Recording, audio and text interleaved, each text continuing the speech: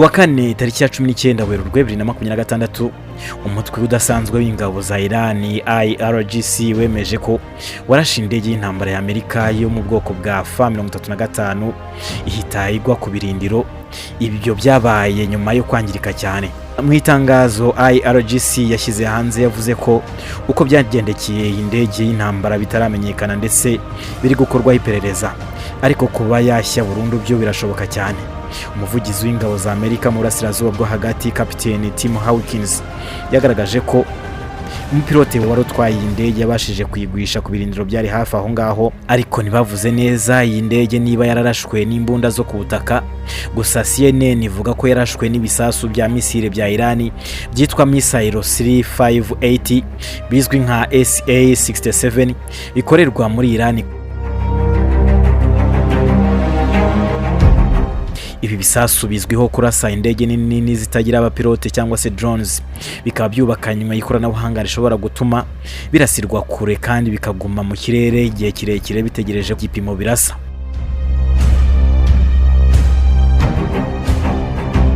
Muri intambara kandi drone za Iran zitwa Shahed 136 n'ibisasu bya Abu Mahdi byakomeje kuzengereza Amerika na Israel kuko bifite ubushobozi bwo guhindagura ibyerekezo byifashishije ubwenge buhangano igihe bigiye kurasa igipimo, bituma bigorana kubihanura.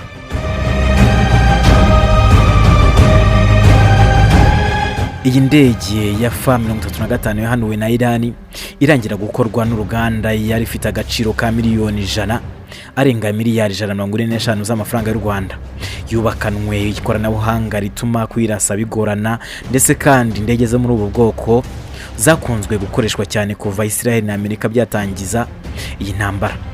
Iba ifite ibyuma bitahura umwanzi mu birometero 150, ikagendera ku muvuduko wa kilometero 190 ku isaha. Bisobanuye ko niyo yabona misile muri kilometero 50 yaba ifite amasogonda 90 yo guhunga, kandi yubakanwe ikoranabuhanga rya 9G maneuvers riyemerera guhindagura ibyerekezo mu kanya gato byirinda kuraswaho byoroshye. Amerika imaze gutakaza indege nyinshi, gusa iyi niyo ya mbere irashweho n'umwanzi, dore ko hari na F-15 zarashwe n'ubwirinzi bwa Kuwait bibeshye ko ari umwanzi. 6 bari bazitwaye babasha gusimbukira mu mitaka bararokoka. Indi ndege ya KC-135 itwara amavuta ya Amerika nayo yakoreye impanuka muri Iraq, 6 bari bayirimo barapfa.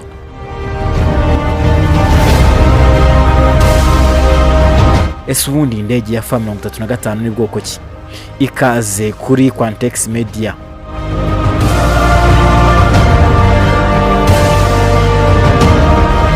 Mu mateka y'intambara z'ikirere hari indege nke zigeze guhindura uburyo ibihugu birwana, nk'uko indege ya Lockheed Martin F-35 cyangwa se F-35 yabikoze. Iyi ndege yubatswe n'ikigo Lockheed Martin, ni imwe mu zigezweho kurusha izindi ku isi. Ikaba yarateguwe mu buryo bwo kurusha izindi mu kwihisha radari, gutahura umwanzi imbere ye no kumurasa atabimenye.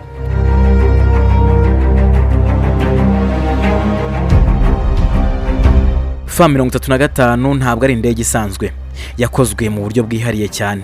Ifite imiterere cyangwa se shapes ituma radari zitayibona neza kubayishakisha, ndetse kandi ifite uburyo buyifasha kumira radari zishaka. Ibi bituma iba nkaho itagaragara kuri radari z'umwanzi, ariyo mpamvu bayita stealth fighter.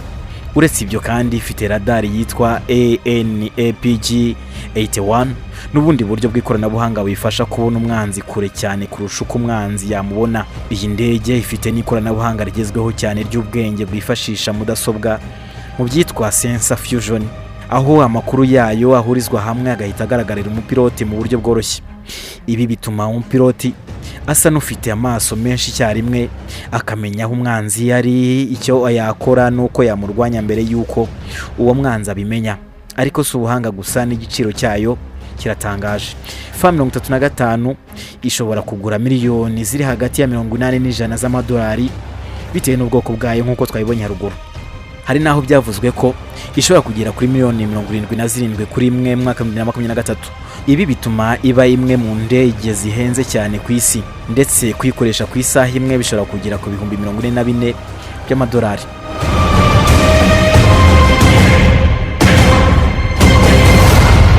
iyo turebye ubudahangarwa bwayo, F-35 yubatswe kugira ngo irusheho kurinda ubuzima bw'umupiloti no gutsinda intambara. Iyi ndege ishobora kugenda ku muvuduko wa Mach 1.6, bivuze ko iguruka nibura kuri kilometero 1235 ku isaha. Yumvira nawe, iguruka kandi ku butumburuke bugera kuri metero zirenga 1015, kandi ikagira ubushobozi bwo gutwara intwaro zikomeye mbere muri yo internal weapons bay kugira ngo idatakaza ubushobozi bwo kwihisha. Ifite kandi uburyo bwo kwirinda misile electronic warfare systems bushobora kwifasha kuyobya ibisasu by'umwanzi cyangwa se kubihagarika.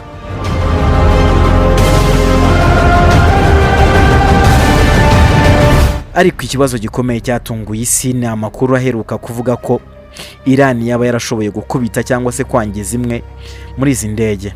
Raporo zigaragaza ko indege za F-35 y'Amerika yakoze emergency landing cyangwa se igwa bitunguranye nyuma yo gukubitwa n'ibisasu bya Iran, nubwo umupiloti yarokotse nk'uko twabibonye haruguru. Ibi nubwa mbere mu mateka Iran ibashije kugira kuri uru rwego rwo gukubita cyangwa se kurasa indege ya stealth ifatwa nk'itagaragara. Ariko hano niho ibintu bigorana.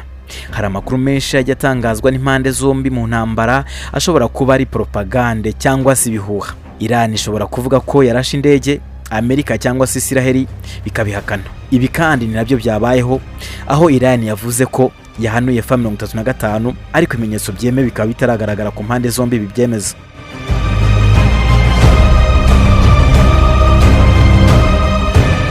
None se niba koko F-35 yararashwe, byaba ari igihombo gikomeye?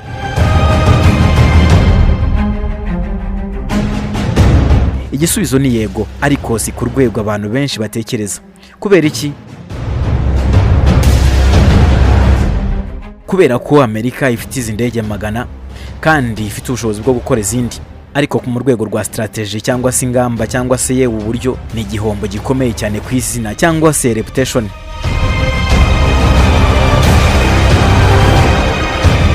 F-35 yubakiye ku buryo itagaragara.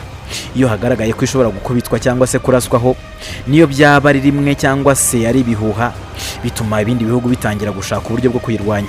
Ibi bishobora gutuma isi hindura uburyo irebamo intambara z'ikirere. Niba Iran ishobora kuyibona, bishobora gusobanura ko hari radar nshya cyangwa se ubundi buryo bushya bwo kuyirwanya. Ibi ni ibintu Amerika idashobora kwirengagiza.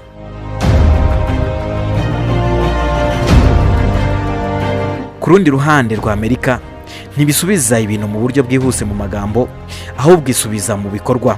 Mu mateka yayo, iyo ihuye n'ikibazo nk'iki, ikora ibintu bitatu: kuvugurura ikoranabuhanga, kongera ubushobozi bw'ubutasi no kongera imbaraga za gisirikare mu karere.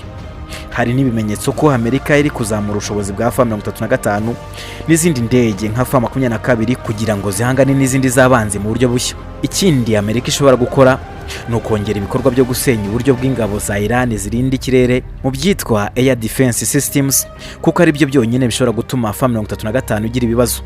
Iyo bisenywe, F-35 isubira kuba igikoresho gikomeye cyane kitagira uwo gihanganye.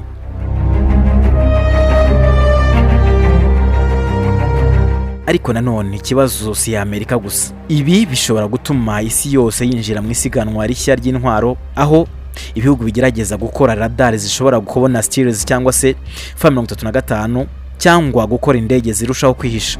Ibi nibyo byigeze kubaho mu gihe cya Cold War cyangwa se intambara y'ubutita, ariko ubu birimo kugenda bigaruka kandi mu buryo bushya cyane.